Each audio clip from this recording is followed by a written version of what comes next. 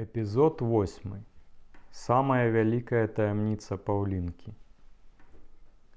Баран стаяў на рагу вуліцы Захар'еўскай і губернатарскай. Ён назіраў, як па бруку лілася шырокая брудна-шэрая хваля ўзброеных вайскоўцаў.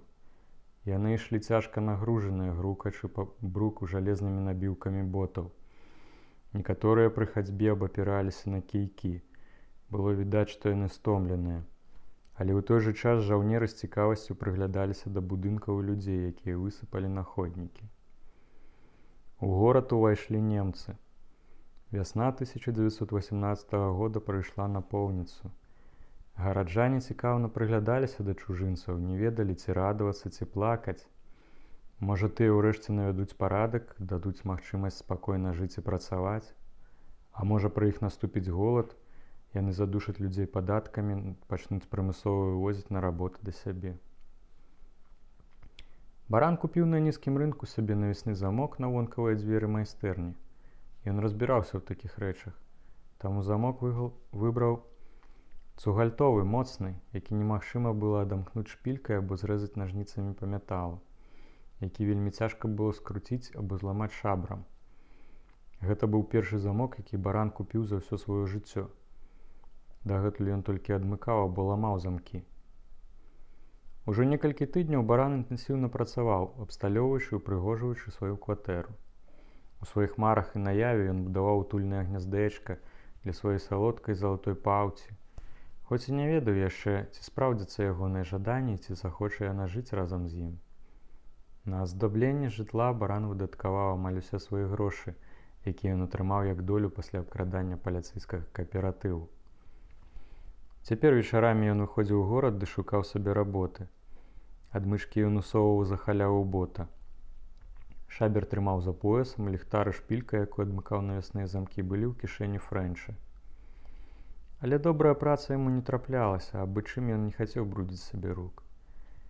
Часам наведаў у трушчобы, цыпы, і там умерана піў гарэлку ды размаўляў са сваімі калегамі пра цяперашнія зладзейскія справы. Прыход немцаў злачынцы прывіталі з радасцю, бо ён быў ім на руку.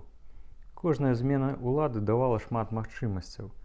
Тады яны яшчэ больш зараблялі. Толькі Казік Марэцкі, які нядаўна ўцёк з Вільні, дзе нямецкая акупацыя трымала ўжо даўно, быў незадаволены і сумны. У гады вайны падчас рэвалюцыі пасля яе Менск стаў зладзейскай зямлёй абяцаванай, радовішчам золата. Тут канцэнтравалася прафрантавое жыццё расейскага войска і адміністрацыі. Тут з рук у рукі розных легальных акул вайны перакідваліся казачныя сумы грошай. Тут на ветр выкідваліся цэлыя капіталы. Тут гралі ў карты, весяліліся і гулялі афіцэры, якія адпраўляліся на фронт або адтуль вярталіся. Найбольш зараблялі тут строчнікі, картачныя шулеры.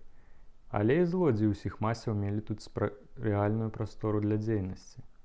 Таму Менск лічыўся сярод брацтва з-пад знаку шабра і адмычкі незвычайным месцам, не горшым за Кландайк у паўночнай Амерыцы. У Менск з'язджаліся злодзеі з усёй былой Расеі. Тут былі адмыслоўцы з Адэсы, Варшавы, Масквы, Кіева, Вільні, Петраграду, Ростова. З'ехаліся сюды таксама самыя шыкоўныя прастытуткі, каб цешыць франтавых рыцараў ды абіраць іх да ніткі. У горадзе аж кішэла ад прыблудаў, гатовых пажывіцца за чужы кошт. Картачны азарт панаваў усюды і над усімі. Ён быў у клубах, гатэлях, прыватных казіно і прытонах. Уладарыў у кавярнях і рэстаранах. Акупаваў вакзалы, гандлёвыя плошчы. Нават у губернатарскім парку гулялі на лаўках і паміж дрэвамі. Па начах у шмат якіх месцах гарэлі свечкі, пры слабым святле якіх таямнічыя групы людзей спадзяваліся здабыць шчасця, якога не было ні ў іхнім штодзённым жыцці, ні ў іх саміх. Гэтыя пошукі найчасцей заканчваліся паразай, часам стрэлам рэвальвера або ударам нажа. Азарт, п'янства і распуцтва шырыліся ўсё мацней. Чым больш гойдаліся і рваліся штандарты на фронце, тым больш узнікала уяўных штандартаў Бахуса, Гермеса і Венеры. Ва ўсім гэтым верхалі прафесійныя злодзеі арыентаваліся найлепей. Яны былі самі сабе гаспадарамі, умелі крытычна і справядліва, як незалежныя беспартыйныя грамадзяне свету, ацэньваць людзей і сітуацыі. Рабілі яны гэта дасціпна, блазнуючы, насміхаючыся з усяго, а спрыяльныя акалічнасці выкарыстоўвалі дзеля таго, каб жыць. На іхніх вуснах нарадзілася і жыла адмысловая песня «Яблычак», бічы палітычныя сатыры накіроўных інтэлігентаў, якія былі не ў стане ўпарадкаваць ні сваё, ні чужое жыццё. Яны толькі прыдумалі лозунгі, кідалі іх у народ, а потым самі ж іх парушалі, ліквідавалі ідэі, ды іх жа фабрыкавалі, каралі за злачынствы, а самі іх пашыралі, называлі ўласнасць крацяжом і самі ў потай прысвоілі чужое. А іншых ліхадзеяў яны пераследавалі з нянавісці да канкурэнтаў і ад жадання пахваліцца сваёй сумленнасцю. Інтэлігенты шпагаты маглі падманваць усіх, нават сабе. Але толькі не гэтых канкістадораў лёсу, якія ўмелі ўсё ацэньваць і аналізаваць праз прызму шматгадовага досведу і назіранняў з дапамогай вельмі тонкай інтуіцыі. Таму па ўсёй Расіі і Польшы гучаў яблычак, які адкрываў людзям вочы на ўсё, што адбывалася навокал. А на нашай Украіне вельмі добрае жыццё, кожны дзень там кулі свішчуць і прыносяць забыццё. Украина, дорогая, мама моя родная, немцы ўсё ў цябе забралі, ты цяпер галодная. Ленін Троцкаму казаў, мы ўжо паабедалі, купім клячу карыю, пад'есці пралетарыю. Баран павесіў на дзверы свайго жытла салідны навясны замок, таксама праверыў, ці добра ён зачыняецца і ці не мае дэфектаў. Удома ён не меў шмат дарагіх рэчаў, як спецыяліст, ведаў, што абкрасці яго было не цяжка. І месца для гэтага падыходзіла. Ён не баяўся прафесійных злодзеяў, бо тыя абы за што не бяруцца, але ведаў, што шантрапа і фраеры ахвотна возьмуць усё, калі здарыцца лёгкая і зручная нагода. Для прафесійнага злодзея замок не перашкода ў працы, а наадварот шмат чаго яму падказвае. Фраеру замок імпануе і нагадвае пра пакаранне з боку ўладароў. І часам, што для фраера менш страшна, пра нябесную кару. Недалёка ад дзвяры, адразу каля ганка, стаяла будка мілага. Сабака ўважліва сачыў за працай барана, падымаючыся на пераменку то правае, то левае вуха. Хурдзіч пастараўся, зрабіў да сабакі цудоўнае жытло. Будка была моцнай, цёплай, выгоднай і прасторнай. У ёй была нават падлога і брылёк над улазам, каб дождж не трапляў усярэдзіну, калі вецер дзьмуў бы спераду. Звонку была памалявана ў зялёны колер алейнай фарбай. Калі з'явілася сабачае жытло, баран забраў мілага ад уладдзя і зрабіў жывёліне нешта накшталт новаселля. Купіў вялікую каструлю, у якой бы гатавалася ежа для чатырохлапага, і 2 міскі, адну для вады, а другую для корму. «Будзеш жыць у мяне, як у палацы», – казаў баран міламу, шчодра высцілаючы будку сенам, якога яму напрыносіў улад заяц. Баран дамовіўся з ясевай маткай, што яна будзе гатаваць сабаку ежу. Часам яны прыблізна вызначылі, што яму будзе трэба, і баран даў ёй на гэта грошы. Нацэвічха з сэрцам ставілася да чатырохлапага гадаванца, а ясь з Галяй з радасцю пра яго клапаціліся, носячы яму ежу і змяняючы ваду. Але ім так і не ўдалося заваяваць ягонай прыхільнасці. Сабака заўсёды быў злы і недаверлівы, ён шчэрыў зубы і бурчаў, калі нехта нават знаёмы да яго набліжаўся. Усіх ён лічыў ворагамі. Мілы трываў толькі барана, які смела браў яго на рукі і гладзіў, не звяртаючыся ўвагі на глухое бурчэнне сабакі, стуленыя вушы і скурчанне цельца. Баран цяпер часта выцягваў мілага з буды, прынасіў у дом, выпускаў на падлогу.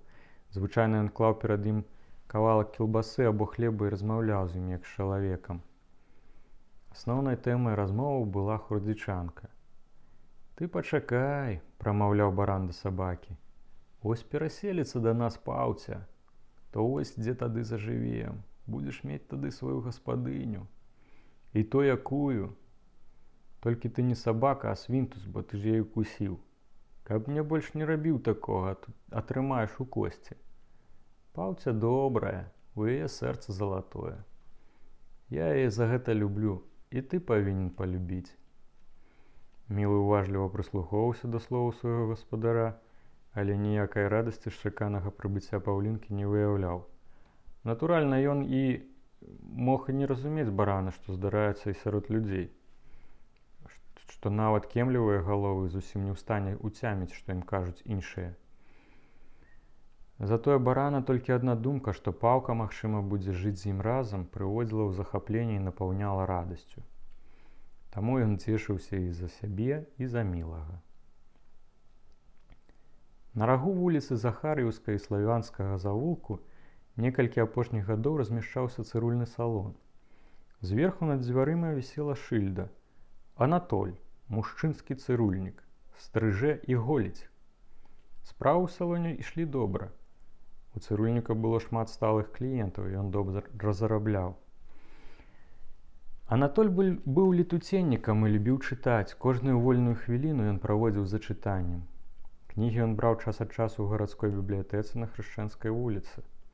Калі бібліятэкар пытаўся яго, што ён хоча, Анатоль нязменна адказваў: «Што-небудзь пра графаў ці графінь».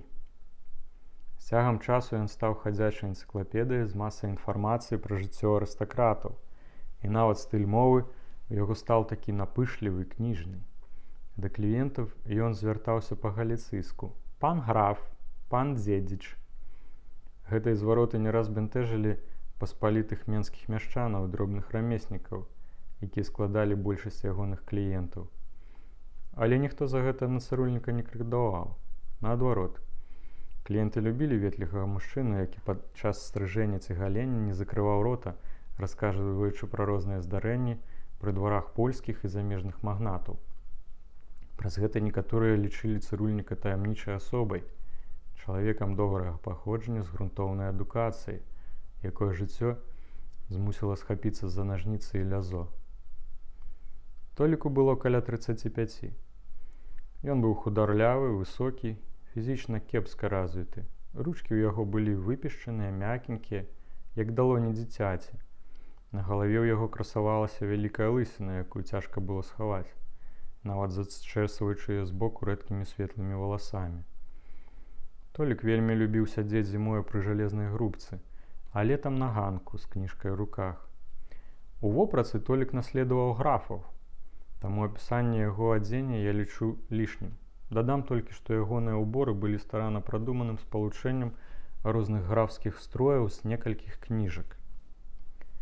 Менавіта гэты Толік быў ідэалам і першым каханнем Паўкі. Пазнаёміліся яны выпадкова.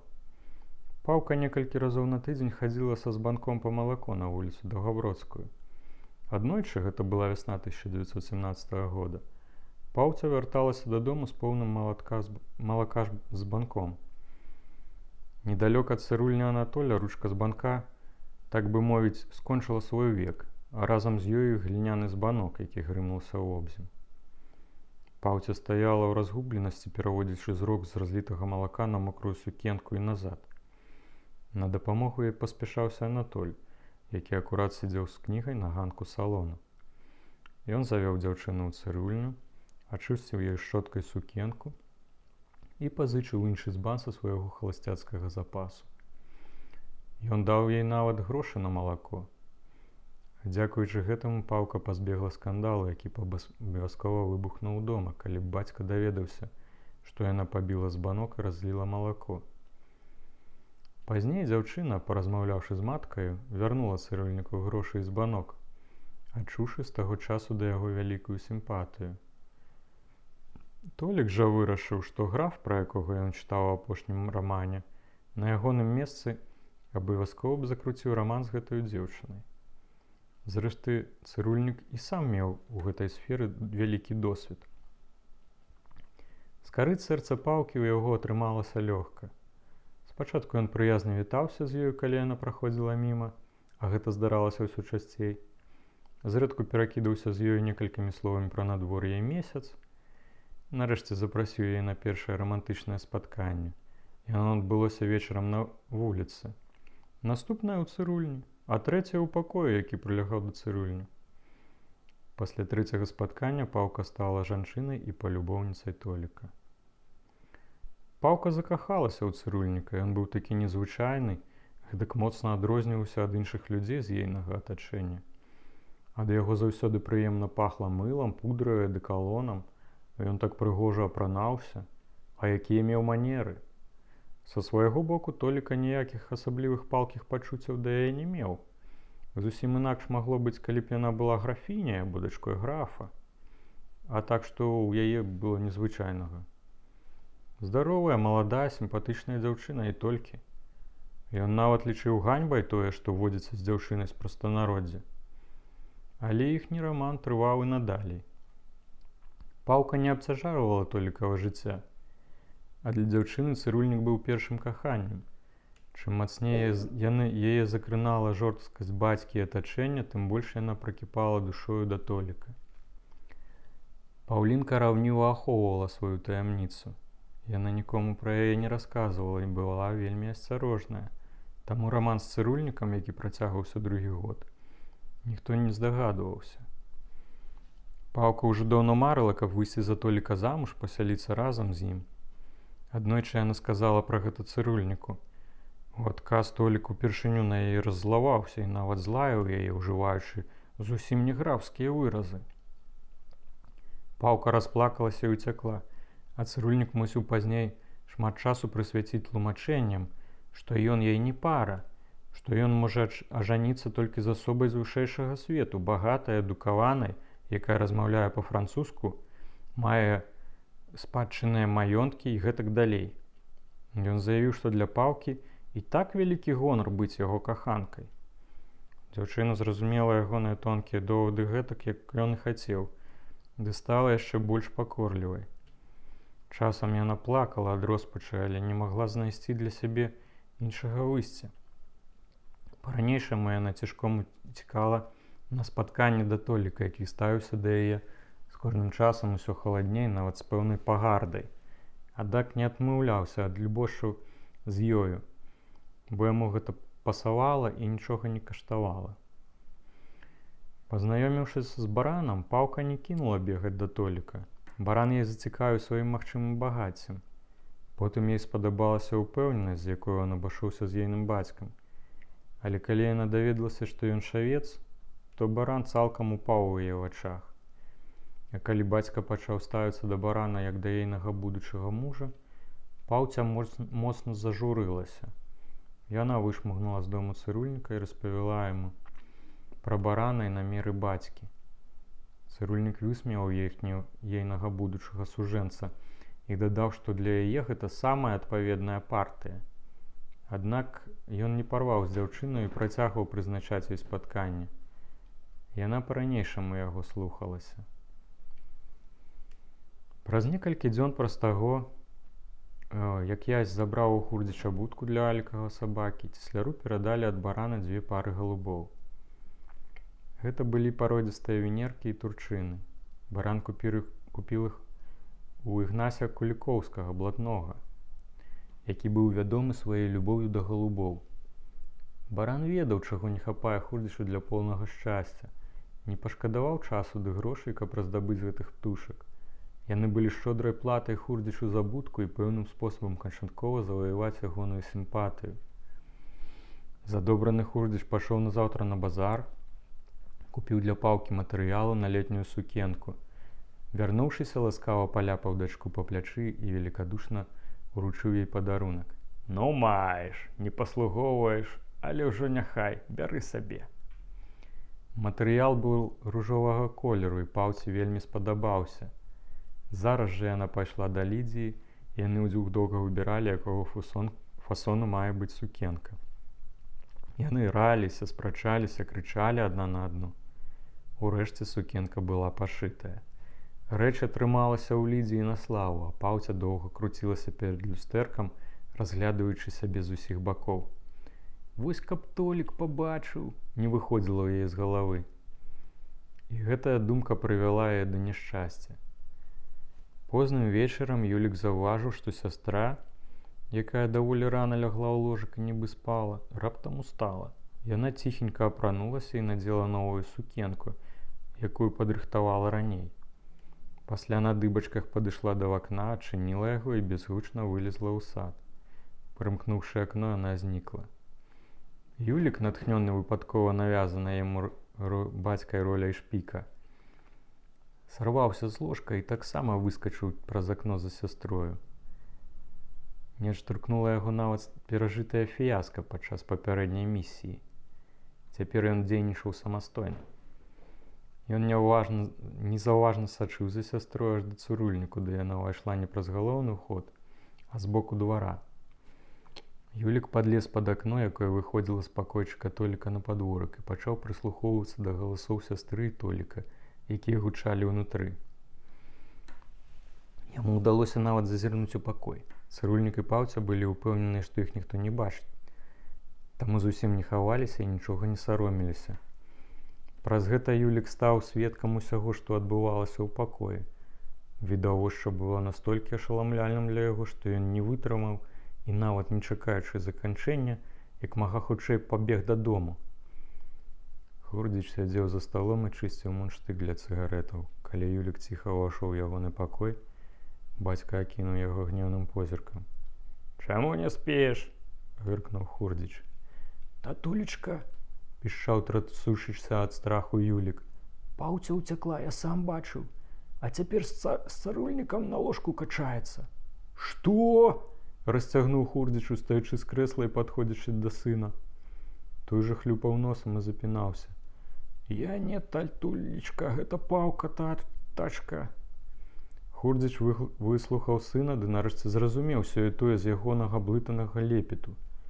Ён ведаў, што сын яго не падманьвае. Зрэшты, ён сам схадзіў у пакой Паўкі і пераканаўся, што яе няма ў ложку. Пасля гэтага ён сказаў сыну: «Атрымаеш новую шапку, а цяпер спаць, і каб нават піску не было». Юлік як найхутчэй знік з бацькага пакоя. Ён яшчэ хныкаў з перапуду, але усміхаўся праз слёзы, уяўляючы на сабе новую шапку. Тым часам Хурдзіч выйшаў у сені і зняў з цвіцка доўгую вяроўку. Вярнуўшыся ў пакой, ён паклаў яе на стале. Пасля запаліў цыгарэту і, сидзячы пры стале, ды абапёрся кулакамі на калені, чакаў. Праз 15 хвілінаў лёгка зарыпела акно ў суседнім пакоі. Потым адтуль данёсся шоргат. «Паўка!» – цвёрда адрэзаў Хурдзіч. Дзяўчына спужалася і застыла на месцы. «Паўка!» – зароў Тамаш. Лёгкая паркалівая фіранка, якая вісела ў дзвярах, адхілілася, і перад вачыма бацькі паўстала Паўлінска. Увесь яйны твар пакрыўся чорнымі плямамі. Сама яна была ў ружовай сукенцы, з трывогай паглядала на бацькаў твар. Дзяўчына бачыла імклівае набліжэнне навальніцы. «Дзе была?» – прахрыпеў Хурдзіч. «На вуліцы!» – выдыхнула Паўлінка.